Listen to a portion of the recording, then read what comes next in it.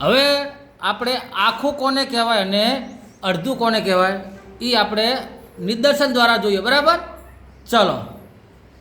આખું અડધું અડધું. સરસ, ચલો. આખું અડધું. બરાબર. ખબર. આખું અડધું. આખું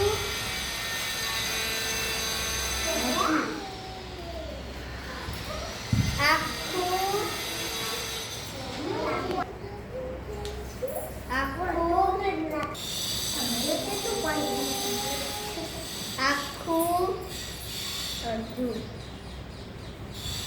આખું બતાવો, આખી પેન બતાવો.